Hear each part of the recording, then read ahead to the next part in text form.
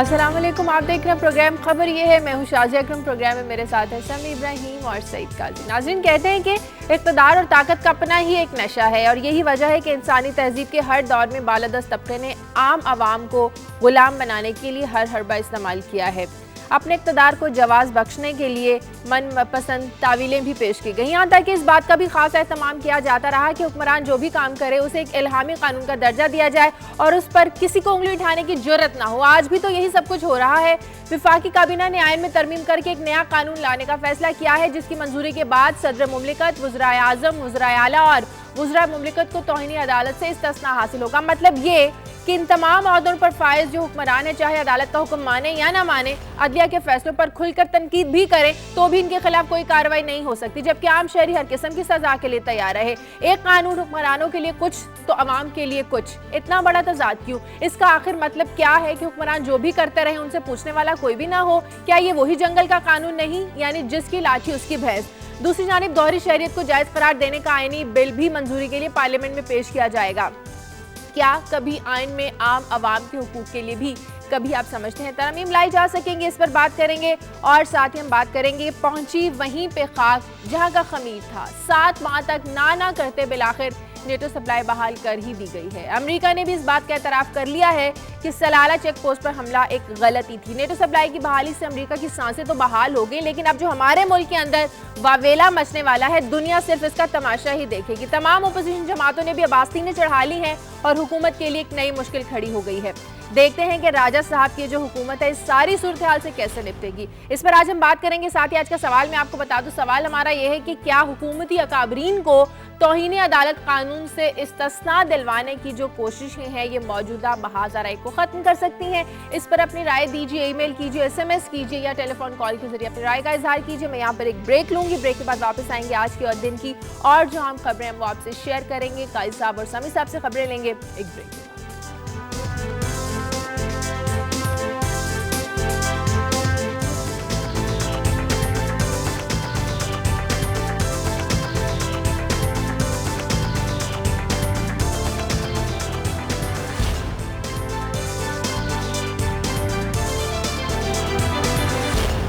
Break के बाद खुशामदीद आपके साथ शेयर करने के लिए। हमारे पास और भी बहुत सी खबरें। सबसे पहले काजी साहब से लेते हैं। जी काजी साहब। जी शाजिया, सबसे पहले बात करेंगे कि जो एफेड्रिन केस है इसने एक नया रुख ले लिया है और एक ड्रग रेगुलेटरी अथॉरिटी के एक और एहलकार ऑफिशियल सामने आ गए हैं। उन्होंने अदालत से तहफ़्फ़ुज़ मांगा और उनका कहना ये है कि उन्हें जो है विक्टिमाइज़ किया गया और उसमें खुशनूद लाशारी साहब का उन्होंने नाम लिया है और उन्हें जो है अफसर बकार ख़ास लगा दिया गया, फिर उन्हें गिलगित बिल्तिस्तान भेज दिया गया। तो उन्होंने कहा जी ये मेरे ख़िलाफ़ इसलिए सब कुछ हो रहा है क्योंकि ये जो तफ्तीश हो रही थी उसमें रुकावट डालने की कोशिश की गई। और आप जानती हैं कि एक दिन पहले जो रशीद जुमा हैं, जो DG साहब का DG हैं, वो अप्रूवर या सुल्तानी गवाह बन गए हैं और उन्होंने एलेज किया है कि अली मूसा गिलानी और ये जो शहाबुद्दीन है और इसके अलावा खुशनूद लाशारी, उन्होंने आर्म ट्विस्ट की, ब्लैकमेल किया। उन्हें बार बार फ़ोन पे कहा जाता था कि अगर आपने ये कोटा जारी ना किया तो याद रखिए आप कॉन्ट्रैक्ट पे हैं, पक्के मुलाजम नहीं है,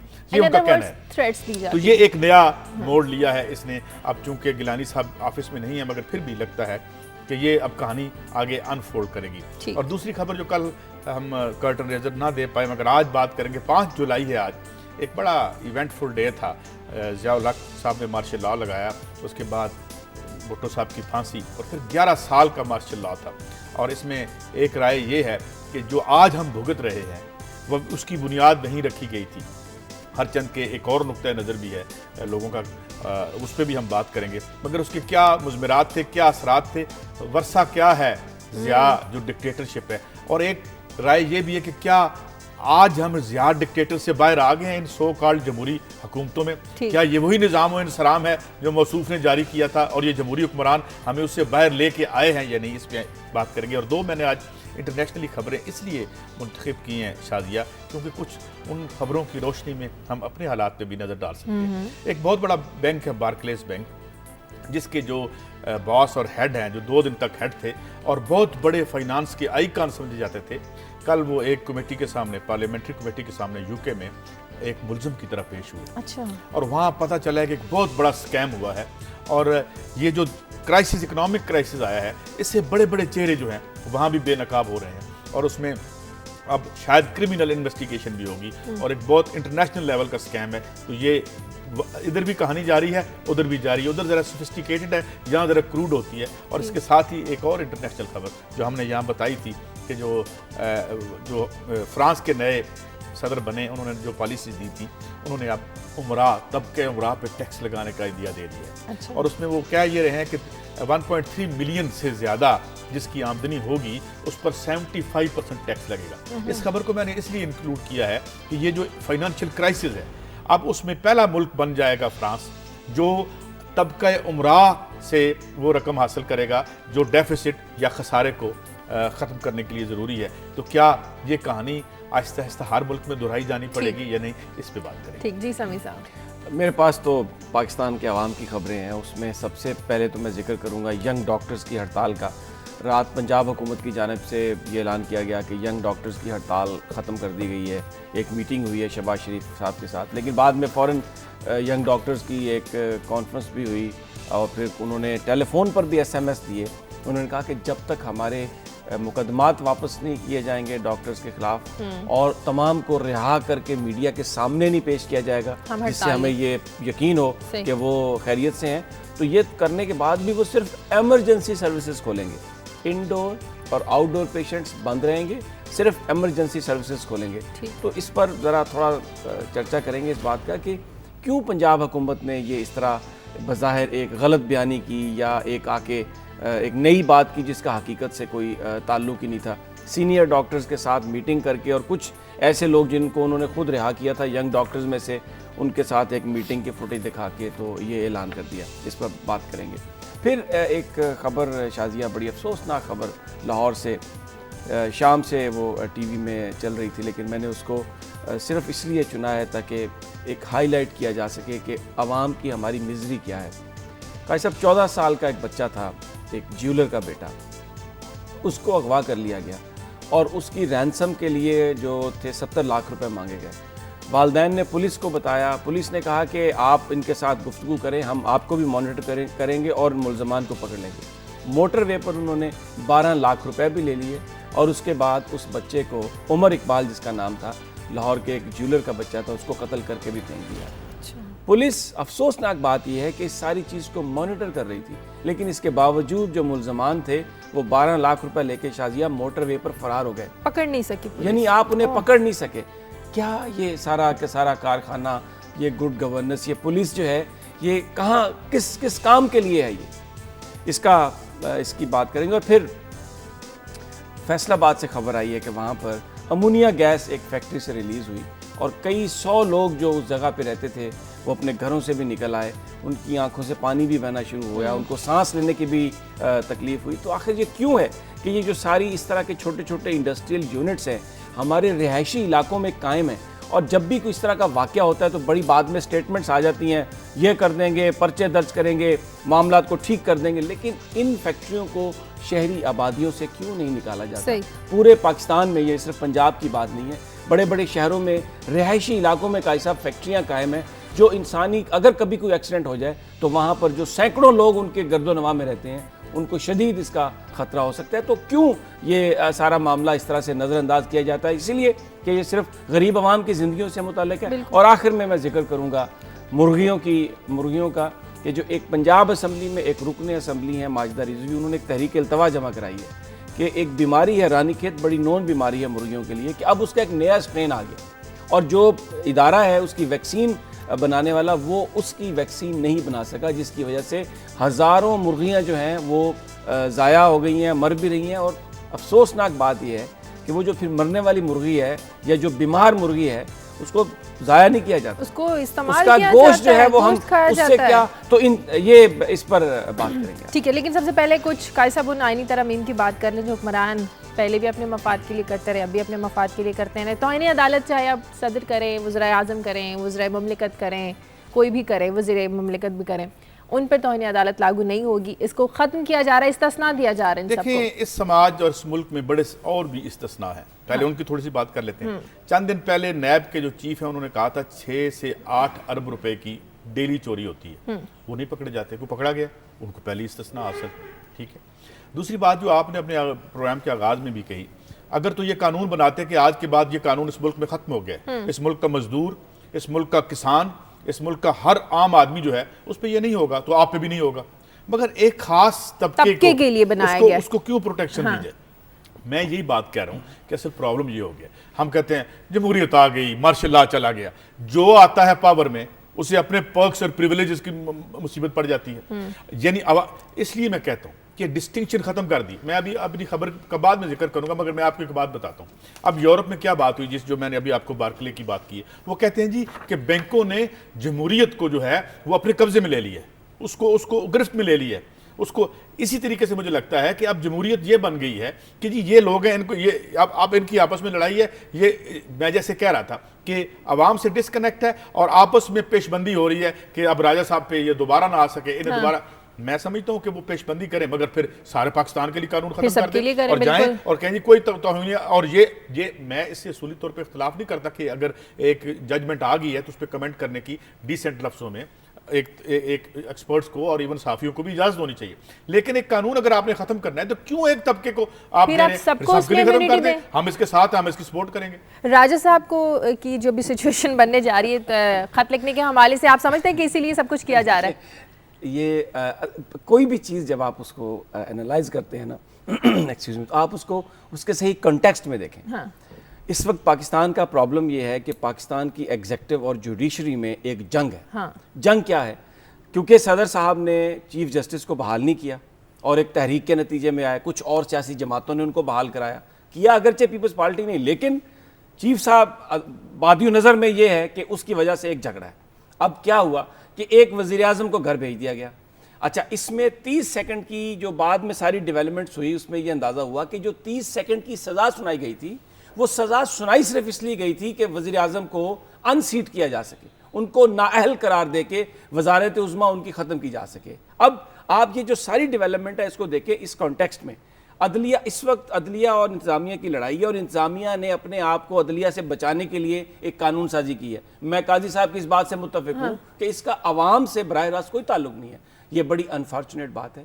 عدالتوں کو بھی ریسٹرینٹ شو کرنا چاہیے تھا، پوری دنیا نے یہ کہا، اسی پروگرام میں میں نے آپ کو بھارتی سپریم کورٹ کے چیف جسٹس جو جج ہیں جسٹس مارکنڈے، ان کا انالیسس بتایا تھا اس سارے معاملے پہ۔ ایپیکس کورٹ کو ریسٹرینٹ شو کرنا ہوتا ہے، اس پر بہت بڑی رسپانسبلٹی ہوتی ہے، اور وہ جو اس وقت جو نظر آیا، ہمیں سامنے آیا کہ اس کنفرنٹیشن میں چاہے عدلیہ ہے چاہے انتظامیہ ہے، وہ اپنی لمٹس کو کراس کر رہے ہیں، اور یہ جو ساری قانون سازی ہے ایک دوسرے کے ساتھ لڑائی جھگڑے کی ہے، اور اس سے پاکستان کے عوام کو کوئی فائدہ نہیں۔ لڑائی جھگڑے شروع کس یہ تو بات آپ نے کر دی نا کہ اس قانون سازی کا عوام سے کچھ لینا دینا نہیں ہے۔ یہ قانون سازی جو ہے اپنے مفاد کے لیے کی جا رہی ہے نا، یہ پھر نان ایشو بن گیا نا لوگوں کے لیے، ہمارے لیے تو نان ایشو ہے، عام آدمی کے لیے تو نان ایشو ہے۔ میں تو یہی عرض کر رہا ہوں کہ عام آدمی کا اس وقت ایشو یہ ہے کہ تیل کی قیمتوں میں تو کمی ہوئی ہے لیکن کرائے کم نہیں ہوئے۔ عام آدمی کا ایشو یہ ہے کہ لوڈ شیڈنگ سے کاروبار نہیں چل رہا۔ عام آدمی کا ایشو یہ ہے کہ بچے اغوا ہو رہے ہیں، لوگ 12-12 لاکھ روپے بھی دے رہے ہیں، پھر بھی اپنے بچوں کی لاشیں انہیں راوی کے کنارے مل رہی ہیں، گیسوں سے فیکٹریوں سے امونیا گیس نکل رہی ہے، لوگ اپنے گھروں میں محفوظ نہیں ہیں۔ یہ ہے عوام کا ایشو۔ یہ سالو کس نے کرنا ہے؟ ماہر قانون ڈاکٹر خالد رانجھا اس وقت ہمارے ساتھ لائن پر موجود ہیں، ان سے بات کرتے ہیں۔ بہت شکریہ ڈاکٹر صاحب۔ یہ جو توہین عدالت میں استثناء دیا جا رہا ہے خاص طبقے کو، یہ صرف اپنے مفاد کے لیے دیا جا رہا ہے؟ یہ بات بالکل درست ہے کہ جب آپ قانون بنائیں گے جو صرف تحفظ دیتا ہے 2-4 لوگوں کو، تو وہ قانون پوری عوام کے لیے نہیں، خاص لوگوں کے لیے ہے، اور ایسے قانون کو شاید سپریم کورٹ قبول نہ کرے۔ تو سپریم کورٹ کی پھر کیا حیثیت رہ جائے گی ان فیصلوں کی؟ اگر فیصلے مانے بھی نہیں جائیں گے، ان پر تنقید بھی کی جائے گی؟ میں یہ گزارش کر رہا ہوں کہ سپریم کورٹ کو اختیار ہے کہ ایسے قانون کو وہ مسترد کر سکتی ہے، کیونکہ جو دفعہ 204 ہے آئین کی، وہ بیسک کنٹمپٹ لا ہے۔ جو قانون اس سے متصادم ہوگا اسے عدالتیں نہیں مانیں گی، لہذا جب تک اس قانون کو ٹرانسلیٹ نہیں کریں گے آئین میں، میں نہیں سمجھتا کہ یہ جو ترامیم ہیں یہ دیر پا ہوں۔ اچھا رانجھا صاحب، یہ بتائیے کہ اس وقت جو عدلیہ اور انتظامیہ کے درمیان کنفرنٹیشن ہے، اس میں اگر پارلیمنٹ قانون سازی کر کے اس کو آئین کا حصہ بھی بنا دیتی ہے، تو کیا سپریم کورٹ اس کو سٹرائک ڈاؤن نہیں کر سکتی؟ اور میں یہ آپ سے جاننا چاہوں گا کہ یہ پھر ہم کہاں چلے جائیں گے، یہ جو دونوں اداروں کے درمیان لڑائی ہے؟ ہاں یہ تو پھر بہت دور چلے گی، لیکن عام حالات میں سپریم کورٹ جو ہے اسے اختیار نہیں کسی آئینی شق کو قرار دینے کا، لیکن یہاں وہ کہہ سکتے ہیں کہ ہاں جی عدلیہ کی حیثیت متاثر ہوئی ہے، عدلیہ کی انڈیپینڈنس متاثر ہو رہی ہے، اس انداز میں وہ انٹرفیئر کر سکتے ہیں. لیکن میں چاہتا ہوں کہ یہ ایسا تصادم نہ ہو، اور اگر یہ تصادم رہے گا تو کوئی کام نہیں رہے گا. تو آپ کیا پھر ہونا چاہیے؟ اب تصادم تو ہے، ایک وزیر اعظم گھر چلے گئے، دوسرے نوٹس پہ ہیں، اور بالکل یہ قانون سازی. میرا خیال ہے دونوں اداروں میں ریسٹرینٹ ہونا چاہیے. ٹھیک، جب تک وہ ریسٹرینٹ نہیں آئے گا اس وقت تک آپ ایسے ہی دیکھنا. اگر ایک عدالت کسی کو سزا دیتی ہے مجھے یہ گور رہا تھا، تو یہ اس قانون کا غلط استعمال ہے. ٹھیک. اچھا ڈاکٹر صاحب اس سے ہٹ کے میں دیکھیں نا، اگر آپ عدالت میں جائیں تو پیچھے بیٹھے ہوئے جو سائل ہیں وہ تصویر پڑھ کے پھونک مار رہے ہوتے ہیں، تو پھر آپ ان کو بھی کہیں گا یہ بھی توہین کر رہے ہیں. تو میں سمجھتا ہوں کہ جو جوڈیشل ریسٹرینٹ ہے وہ بھی ہونا چاہیے، اور حکومت کو عدالت کا ہر حکم ماننا چاہیے. لیکن ڈاکٹر صاحب جس طرح سے بات چل رہی ہے، مثلا ایفیڈرین کا کیس ہے وہ چل رہا ہے، لوگوں کی وہ روزانہ جو ہے وہ تبدیلی کر دیتے ہیں، کسی کو OST بنا دیتے ہیں. تو یہ پھر سلسلہ کیسے چلے گا؟ عدالت اگر کچھ کہتی ہے، آگے بڑھنا چاہتی ہے، اور ایگزیکٹو اس کے راستے میں آ جاتی ہے، تو پھر یہ کیا اس کا راستہ نکالیں؟ میں یہی کہہ رہا ہوں کہ جس انداز سے آپ دیکھتے ہیں اصل مسئلہ یہ فلاں کو ٹرانسفر کر دیا ہے، تو ایک تو یہ ہو سکتا ہے کہ اس ٹرانسفر کی باقاعدہ جائز ضرورت ہو، لیکن اگر میں یہ تصور کرنا شروع کر دوں کہ نہیں یہ مجھے تنگ کرنے کے لیے، مجھے چڑھانے کے لیے کیا گیا، تو پھر وہ ایسے ہوگا. تو میں یہی بات کر رہا تھا، there should be restraint on both sides. اچھا ایک آخری سوال ڈاکٹر صاحب، اس سے ذرا ہٹ کے ہے کیونکہ آپ آئین کے بہت ماہر ہیں. یہ فرمائیے کہ بہت سی جو ایگزیکٹو ہے یا حکومت جو ہے اس کی ذمہ داریاں آئین میں متعین کی گئی ہیں، جس طرح آئین کی آرٹیکل 3 کی ہم بات کرتے ہیں، 37 کی یا 38 کی بات کرتے ہیں کہ جناب لوگوں کو آپ نوکریاں دیں اور ان کو مشاہرہ دیں ان کی ضرورت کے مطابق، اور ان کو دیں جو ہے قانون کی جو انصاف دیں اور سستا دیں. یہ نہیں مل رہا، اور جب ایک ریاست میں یہ نہیں ملتا اور آئین میں یہ تحریر ہے، تو ہم کہہ سکتے ہیں کہ حکومت غیر آئینی ہے یا غیر آئینی اقدام کر رہی ہے؟ جو آپ اشارہ کر رہے ہیں وہ پرنسپلز آف پالیسی کی بات کر رہے ہیں. وہ پرنسپل آف پالیسی ہیں، وہ بائنڈنگ نہیں ہوتے. اگر آپ بات کریں فنڈامنٹل رائٹس کی تو وہ 25 تک آتے ہیں، آگے جو ہے وہ پرنسپل آف پالیسی ہے. ہمیں ایک تو ہے ہم ہر بات کو آخر تک لے جاتے ہیں. آفٹر آل حکومت جو کام کر رہے ہیں وہ اپنے وسائل میں کر رہے ہیں. اگر بس یہ ہر بچے کا حق ہے تعلیم، اچھی بات ہے، لیکن ساتھ ساتھ یہ بھی تو ہے کہ ہمارے کے وسائل ہیں بھی کہ نہیں. ٹھیک، بہت شکریہ.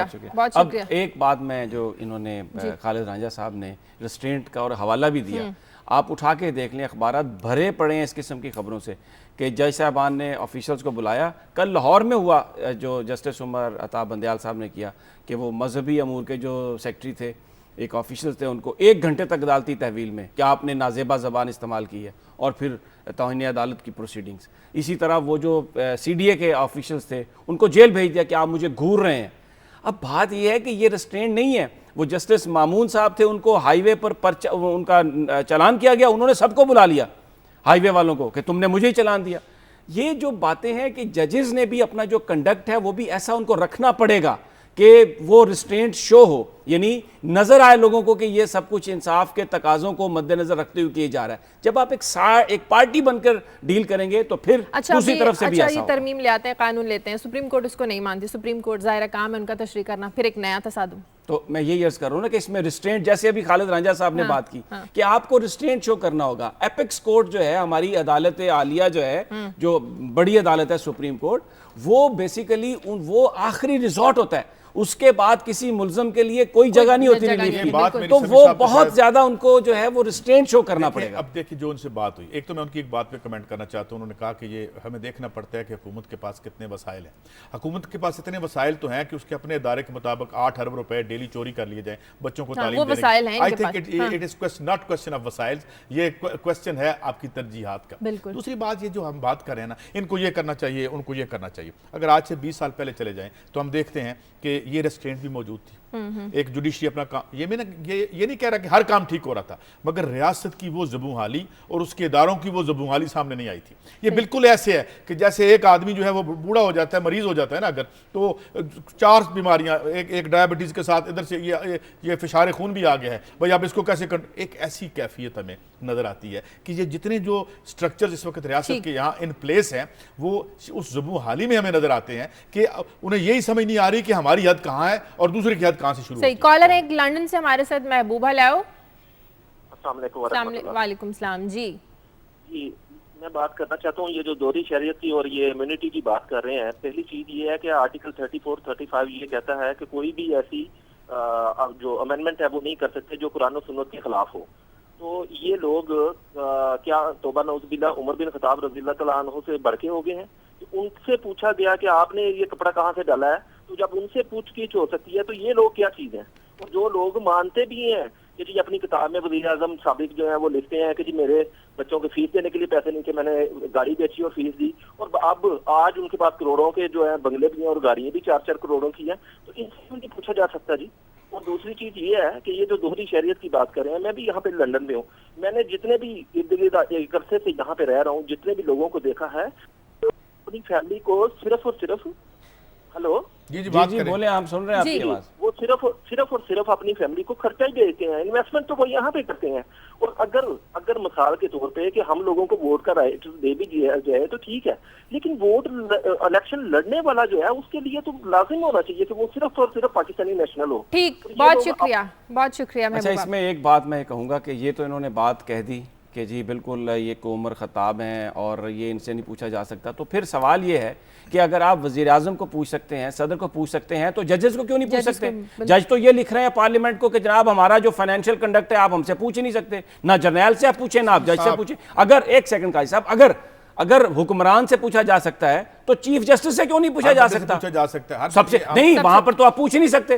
وہ تو توہین، اس وقت کیا ہو رہا ہے پچھلے 4 سال میں جو سزائیں ہیں سب کو، اور کوئی نہیں کرپشن میں نہیں ہے، توہین عدالت۔ ایک اس کے علاوہ ہمارے لیے عوام کے لیے یہ ایشو نہیں جو آپ سٹیٹ کریں، میں معافی چاہتا ہوں، عوام کے لیے یہ ایشو ہے کہ ہم عوام ہیں، نہ ان کو پوچھ سکتے ہیں نہ ان کو پوچھ سکتے ہیں، اور جو پوچھنے کی یہ بات چلی ہے وہ اس لیے چلی ہے کہ بھائی ہمیں مت پوچھو، ہم نے جو بنگلنگ کی ہمیں نہ پوچھو۔ جب یہ 2 دھڑوں کی لڑائی بن گئی، عوام ہے، 2 بندوں، عوام اس سے باہر ہے۔ نہیں، عوام اس سے باہر ابھی تو بالکل باہر ہے، لیکن یہ الیکشن آنے والا ہے، ایک دھڑا اپنی کرپشن کو چھپانے کے لیے دوسرے دھڑے پہ اٹیک کر رہے ہیں۔ الیکشن آنے والا ہے بھائی، الیکشن آئے گا تو ایفیڈرین کیس کا فیصلہ کرے گا الیکشن۔ نہیں، الیکشن اس بات پہ صاف اور شفاف، یہ بتائیں نا، آپ اپنے 7 ارب روپے کی جس نے چوری کی ہے اس پہ وہ ووٹ فیصلہ کرے گا یا عدالت فیصلہ کرے گا؟ اس پہ ووٹ فیصلہ اس طرح سے تو کرے گا، پھر عدالت بند کر دیں، عدالت بائنڈ اپ کر دیں۔ وہ رانجھا صاحب نے آپ کے بارے میں صحیح کہا کہ آپ ایکسٹریم پہ پہنچ جاتے ہیں، اگر آپ کو بات پسند ہے تو اس کو بند کر، بھائی آپ ووٹ کے ذریعے انکرپٹ لوگوں کو مت الیکٹ کریں، ختم کریں، نئے لوگوں کو لے آئیں، آپ کی مہربانی سے نئے لوگوں کو لے آئیں، وہ پھر کرپشن کریں اور وہ عدالتوں سے ماورا ہوں۔ بریک کا وقت ہوا ہے، بریک کے بعد جب واپس آئیں گے تو بات کریں گے کہ نیٹو سپلائی کی بحالی کے بعد ہماری جو اپوزیشن جماعتیں ہیں یہ کس قسم کا واویلا مچانے والی ہیں، ایک بریک کے بعد۔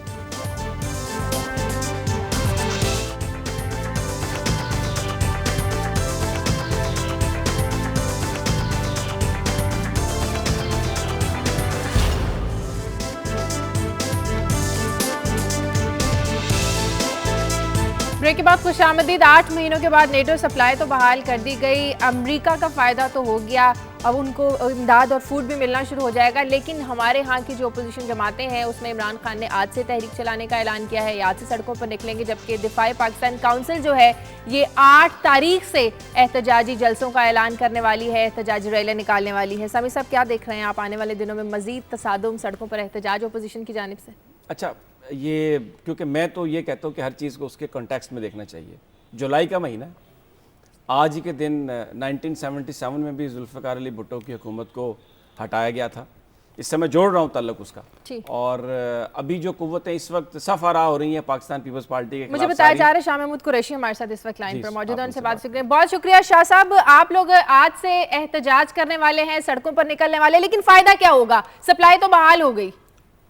نہیں دیکھیے بات یہ نہیں ہے. ہمارا جو احتجاج آج کا جو طے شدہ تھا وہ لوڈ شیڈنگ کے خلاف تھا, مہنگائی کے خلاف تھا, اور جو کرپشن اس ملک میں کا جو برپا ہے اس کے خلاف. اب اس اثنا میں یہ بحالی بھی ہو گئی نیٹو سپلائی کی. ہم سمجھتے ہیں جو بحالی ہوئی ہے یہ پارلیمنٹ کی ریکمنڈیشنز کے برعکس ہوئی ہے, قوم کی توقعات کے برعکس ہوئی ہے, اور جو پارلیمنٹری ریزولوشن ہے اس کی نفی کرتی ہے. اور میں سمجھتا ہوں کہ اس سے پاکستان کے جو آبجیکٹیوز ہیں ہمیں اس سے کچھ حاصل نہیں ہوا. اگر یہی کچھ کرنا تھا تو یہ اس قسم کی جو معذرت ہے وہ تو 5 مہینے پہلے ہلری کلنٹن کہہ چکی تھی, وہ کرنے کے لیے تیار تھیں, لیکن ایسا نہیں کیا گیا. کہا گیا کہ پارلیمنٹ جو ہے وہ اپنی جو ٹرمز آف انگیجمنٹ ہے اس کو اثر نو دیکھ رہی ہے, اور پارلیمنٹری کمیٹی اور نیشنل سیکیورٹی نے اپنی سفارشات مرتب کر کے پارلیمنٹ کو دی, ان نے اپروو کیا اور پھر کیبنٹ نے اپروو کیا. اب اسی میں طریقہ کار طے ہے کہ اگر کوئی نیا معاہدہ ہونا ہے, کوئی نئی اگریمنٹ ہونی ہے, تو پہلے جو پارلیمنٹری کمیٹی اور نیشنل سیکیورٹی ہے جس پہ ساری جماعتیں, صرف حکومت نہیں جتنی پارلیمنٹ کی جماعتیں ہیں اس میں موجود ہیں, اس کے سامنے رکھی جائیں گی. وہ اس کو کرے گی, اس اگریمنٹ کو اپنی سفارشات مرتب کرے گی اور پھر کابینہ کو دے گی. وہ سارے پروسیس کو جو ہے وہ بائی پاس کیا گیا ہے. تو یہ ہمارے سیریس ہمارے خدشات ہیں. ہم سمجھتے ہیں کہ پاکستان کو جو ایک ہم امن چاہتے ہیں, ہم افغانستان میں امن چاہتے ہیں, ہم امریکہ سے محاذرائی نہیں چاہتے, ہم امریکہ سے اچھے تعلقات چاہتے ہیں, but not at the cost of Pakistan. ہمیں اپنے ملک کے مفادات بھی عزیز ہیں اور ہمیں تعلقات کی بہتری کی خواہش بھی ہے. اب یہ ایک بیلنس کریٹ کرنا ہے. ہم سمجھتے ہیں اس حکومت نے وہ بیلنس کریٹ نہیں کیا. یہ امریکہ کی خوشنودی حاصل کرنا چاہتی ہے, چاہے اس کو پاکستان کا سودا کرنا پڑے. اچھا شاہ صاحب یہ فرمائیے گا, ایک سوال اسی سے ریلیٹڈ, وہ یہ ہے کہ اب چونکہ الیکشن بھی آنے والا ہے اور یہ لگ رہا ہے کہ جیسے الیکشن, کچھ لوگ یہ بھی کہہ رہے ہیں کہ شاید اس کی کیمپین کا بھی ایک طرح سے آغاز ہے. میرا سوال آپ سے یہ ہے, آپ پیپلز پارٹی میں رہے شروع سے اور بھی جگہ آپ کا بہت تجربہ ہے, کہا یہ جا رہا ہے کہ جتنی سیاسی پارٹیاں ہیں جو بنیادی ایشو ہے, نام تو لیا آپ نے کرپشن کا, نام لیا آپ نے مہنگائی کا, لیکن اگر منشور سامنے رکھ لیے جائیں تو جس عوام کے جو مسائل ہیں اس سے لگتا ہے کہ ساری پولیٹیکل ایلیٹ یا پارٹیز کی لڑائی یا رینگلنگ جو ہے اس کا ایک کوئی لنک نہیں بن رہا عوام سے, اور کوئی کنکریٹ پروگرام کوئی پارٹی پیش نہیں کر رہی. اس پہ آپ کا ٹیک ہوگا؟ میں تحریک انصاف کی بات کر سکتا ہوں کہ تحریک انصاف نے ایک پالیسی پلاننگ سیل تشکیل دیا ہے. ہمارے مختلف تھنک کام کر رہے ہیں پاکستان کے اندر, اور بیرون ملک جو پاکستانی ہیں, جو پاکستان میں دلچسپی رکھتے ہیں, پاکستان سے محبت کرتے ہیں, وہ ہمیں اپنا انپٹ دے رہے ہیں. ہم مختلف پالیسیز پر, مثال کے طور پر انرجی کرائسس, مثال کے طور پر ہمارا جو اکنامک سچویشن ہے, مثال کے طور پر ہماری ایگریکلچر پالیسی, مثال کے طور پر دیگر ایشوز جو ہیں, ہماری پاپولیشن گروتھ, جو ہر ایشو پر ہم اپنی پالیسیز مرتب کر رہے ہیں. لیکن ہم آج ان کو ڈسکلوز نہیں کر سکتے. ہم ان کو ڈسکلوز کریں گے اپنے الیکشن مینیفیسٹو کی شکل میں. ہم قوم کے سامنے ایک متبادل قیادت رکھنے کا ارادہ رکھتے ہیں, اور ہم قوم کے سامنے ایک متبادل پروگرام رکھنے کا ارادہ رکھتے ہیں. اچھا صاحب, میرا سوال آپ سے یہ نیٹو سپلائی کے حوالے سے, یہ آپ نے کہا کہ پارلیمنٹ کو نظر انداز کیا گیا ہے. میں آپ سے یہ جاننا چاہوں گا کہ کیا وہ جو کابینہ کی دفاعی کمیٹی جس نے یہ پہلے فیصلہ کیا, اس میں پاکستان کی مسلح افواج کے سربراہ بھی شریک تھے, پیپلز پارٹی ایک اکثریتی جماعت ہے, پارلیمنٹ کا بھی حصہ ہے, چودھری پرویز الہی نائب وزیر اعظم بھی ہیں, اور مسلم لیگ کاف ایک بڑی جماعت ہے پارلیمنٹ کی بھی.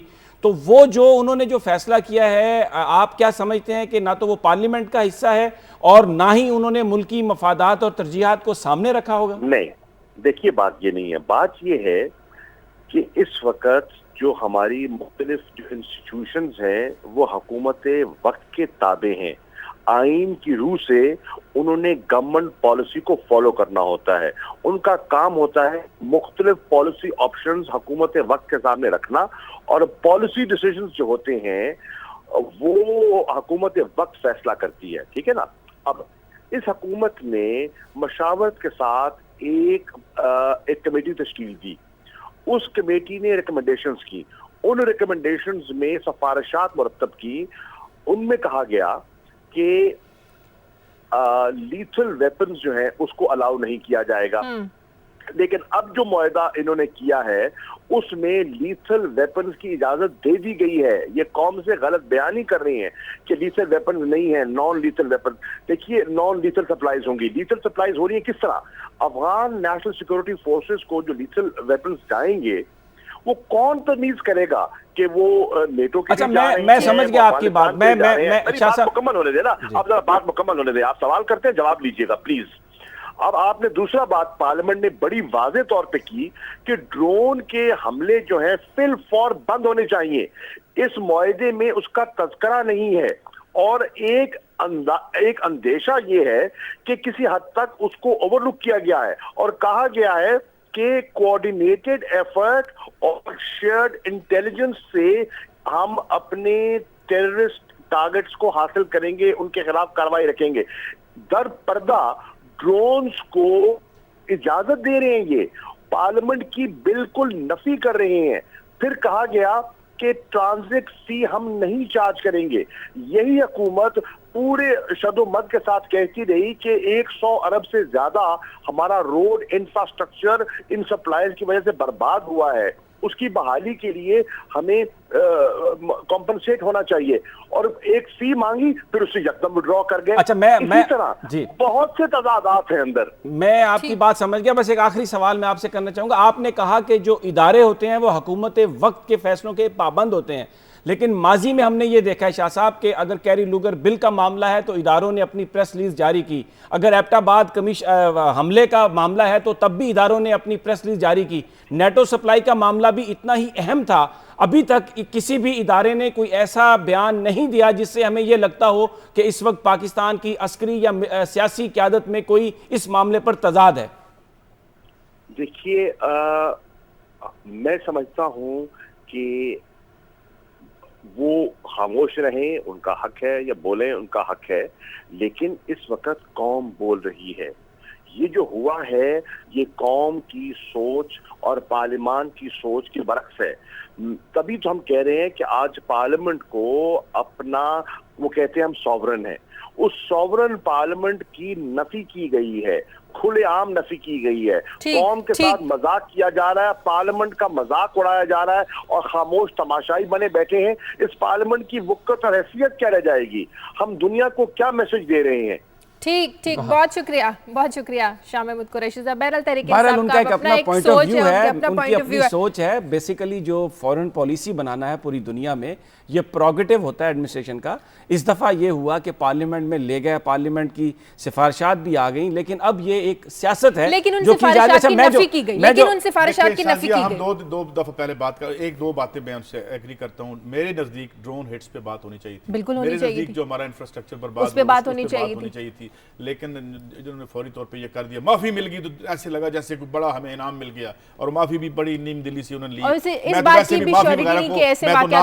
माफी को नॉन इशू ही समझता हूं। अच्छा, मैं इसमें सिर्फ इतना अर्ज करना चाहता हूं कि जो पूरी डिटेल्स आई हैं वो ये है कि ये एक ब्रॉड लाइन, एक एग्रीमेंट जो था, एक ब्रॉड डिसीजन है, उसको अनाउंस किया गया। अब हमारे ये जो जिन मामलात का आप जिक्र कर रहे हैं ना, ISI के जो सरबराह हैं वो अमेरिका का दौरा करने वाले हैं, और एक ब्लैक एंड व्हाइट में एग्रीमेंट सामने आएगा हर चीज पे। मगर सप्लाई पहले खोल दी, सप्लाई दौरे होंगे, घूमेंगे, असल बात ये थी कि आप उस वक्त मनवा सकते थे खोलने से पहले।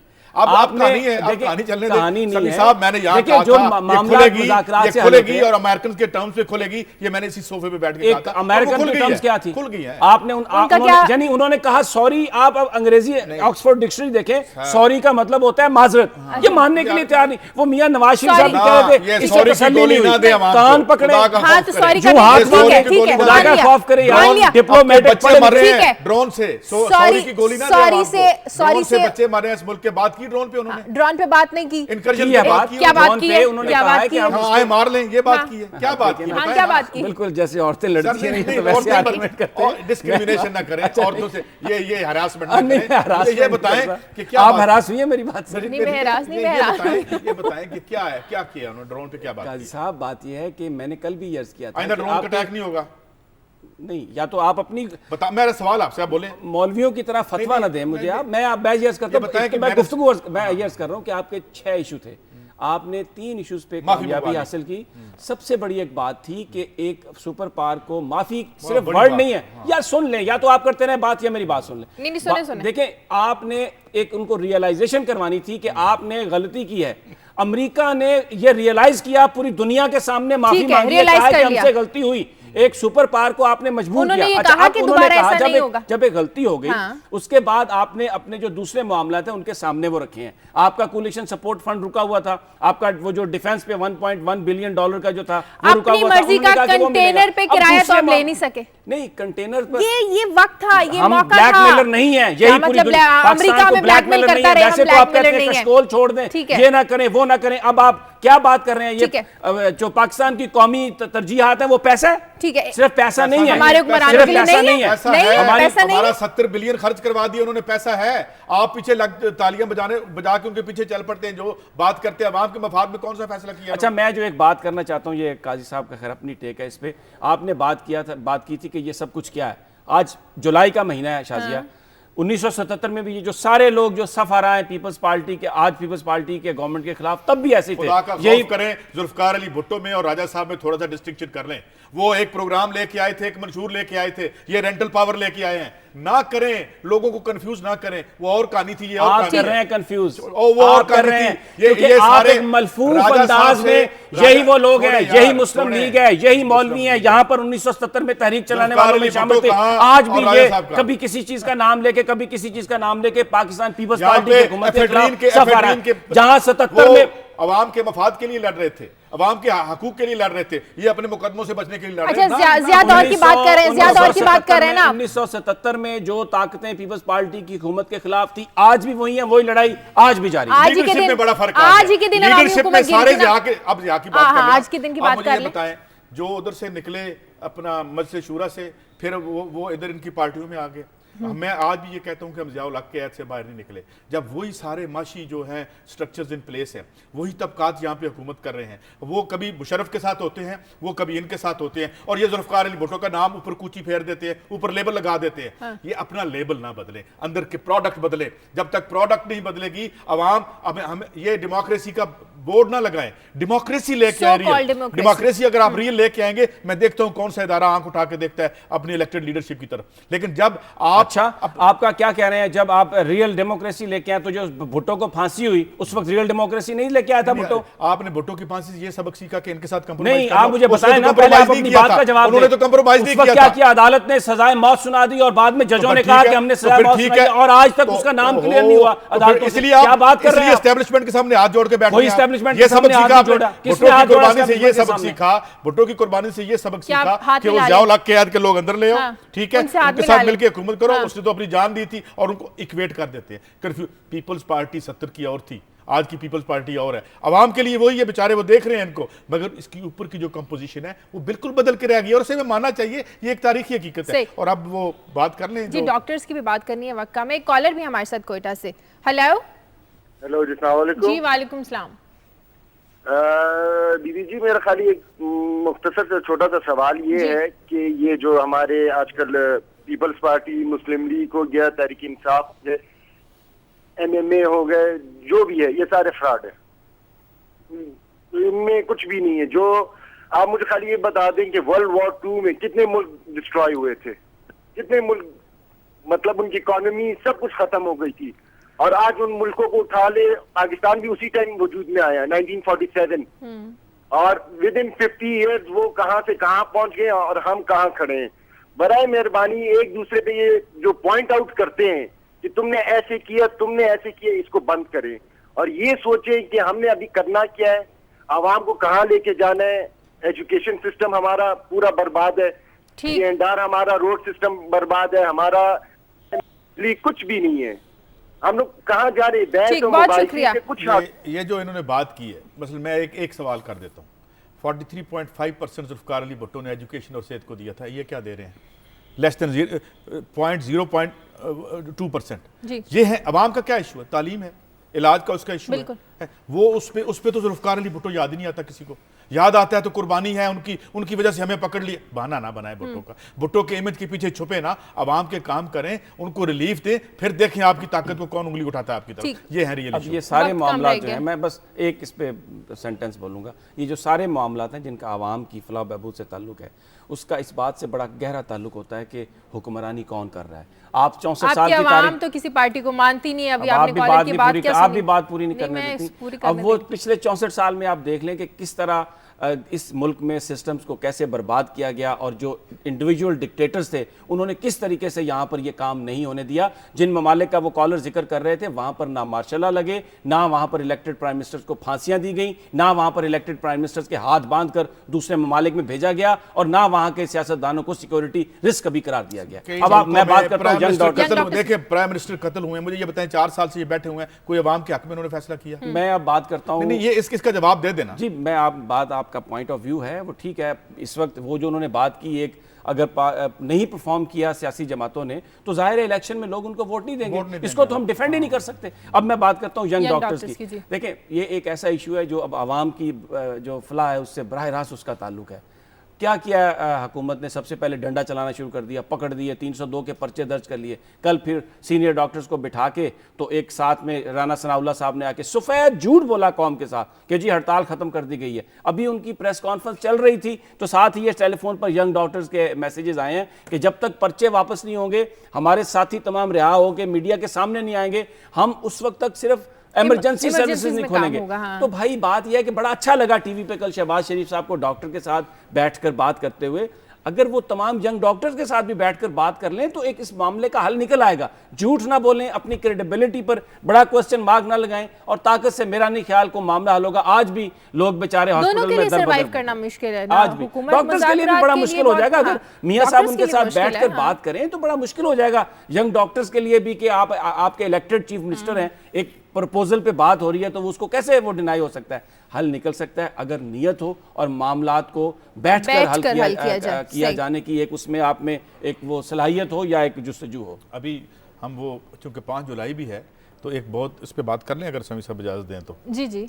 तो समी साहब, ये एक बहुत बड़ा एक मोड़ आया था यहाँ पे, एक बहुत बड़ी तारीख बदली गई थी जिसका भी हमने जिक्र किया। जुल्फ़िकार अली भुट्टो साहब को शहीद किया गया यहाँ पे, और उसके बाद एक बहुत तवील तरीन यहाँ कोड़े हुए, फांसियाँ हुई। फिर साथ ही ये जो आज नेटो के चक्कर में आज तक हम फंसे हुए हैं, यहाँ पे ग्रेट गेम का आगाज़ हुआ। अफ़गानिस्तान का जो इनकलाब था 1978 26 अप्रैल का, उसको क्रश करने के लिए यहाँ एक पूरी और बेशुमार वसाइल भी है, बहुत सारा पैसा, डॉलर्स आए, और ये भी याद रहे कि जो बहुत सी लेगेसीज हैं, ये कर्जा भी हमने उसी याद में लेना शुरू किया था। हमारे ऊपर बड़ा नॉमिनल सा कर्जा था उससे पहले, और उसके बाद ये पैसे, इमदाद, कर्जा, और फिर ये सारी जो आज सारी बिसात यहाँ बिछी हुई है। मगर मैं इसको पॉलिटिकल हवाले से एक बात करूँ जो मैंने पहले भी बात की थी, मसला यहाँ डेमोक्रेसी का या मार्शल लॉ का इस तरह से नहीं है। एक रूलिंग एलीट का है जिसमें से कुछ मार्शल लॉ वाले हैं, कुछ सिविलियन हैं, और कुछ और जो ब्यूरोक्रेट्स हैं या जुडिशरी है, ये इदारे हैं। बात यह है कि इनमें से फ़र्ज था ये जो सिविलियन एलीट थी, जुल्फ़िकार अली भुट्टो ने यही कोशिश की थी, हमें वो रास्ता नहीं छोड़ना चाहिए था। उन्होंने अपने रास्ते पे जान दे दी थी, उन्होंने कंप्रोमाइज़ नहीं किया था, मगर उसके बाद हमें एक कंप्रोमाइज़ लगते हैं। फिर इस एस्टेब्लिशमेंट के साथ हाथ में ला के अंदर आके बैठ गए। वही सारा एक जैसे आकली झील आप कहते हैं, या जो उनका एक सबसे पीपल्स पार्टी की या जो सिविलियन जो रूल रहा है, वो अगर कुछ नहीं कर सके तो इसलिए कि अपने आप को असर्ट नहीं कर सके। मैं ये बात ख़त्म करके उनका टेक लेता हूँ ताकि वो भी बात करें। It's not the seat, the man sitting on the seat. और जिस आदमी को प्राइम मिनिस्टर बनाया है, अगर उसमें जान है, उस तबके में जान है, तो अपने राइट्स ले लेते हैं, जब नहीं होती तो नहीं ले सकते।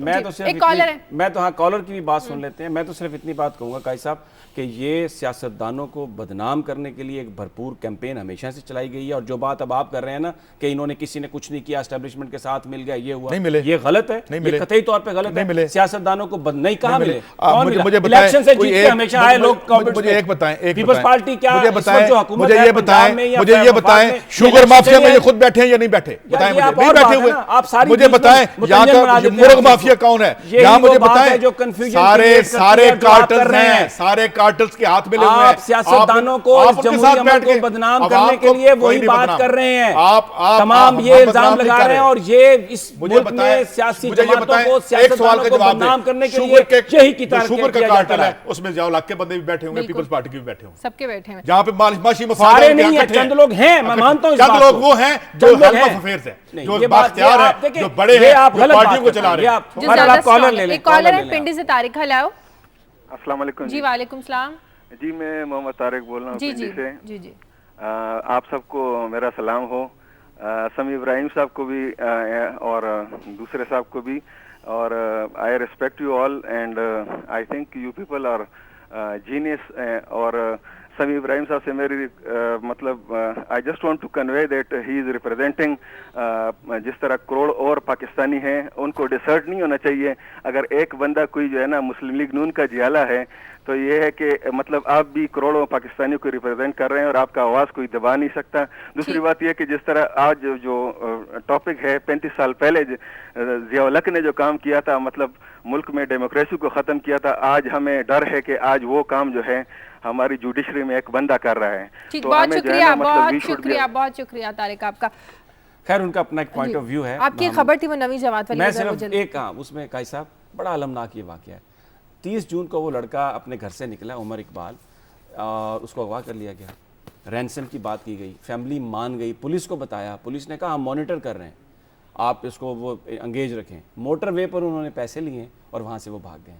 मोटर वे से, ये नहीं कि कहीं गलियों में घुस गए, कहीं किसी खेत में चले गए, मोटर वे से वो पैसे लेके चले गए और पुलिस देखती की देखती रह गई, और फिर बाद में उस बच्चे की लाश मिली है। क्या है ये सब? ठीक, किसको देखें आप अपनी हिफाजत के लिए, किसके पास जाएं आप अपनी हिफाजत के लिए? ये जो सारा कारखाना है, तो आप जी पेट कम करें और जी दौरे हो रहे हैं, आप टेंटों में बैठे हुए हैं, बाहर बैठे हुए हैं, ये सब आपको पता है कि वो पैसे लेने के लिए आ रहे हैं और वो मुल्ज़मान है, और अब ये पुलिस कह रही है हम मुल्ज़मान तक बहुत जल्दी पहुंच जाएंगे। कैसे पहुंचेंगे? समी साहब, प्रोग्राम का वक्त खत्म हो गया, बहुत शुक्रिया आपका। कल साहब आपका जाते जाते मैं कहूँगी कि आज शब बारात है, रहमतों वाली रात है, बरकतों वाली रात है। अपने लिए दुआ कीजिए, हमारे लिए दुआ कीजिए, मुल्क की सलामती के लिए दुआ कीजिए। प्रोग्राम का वक्त खत्म हो गया, फीडबैक दीजिए, खबर@duniatv.tv पर। इजाज़त दीजिए, अल्लाह हाफ़िज़।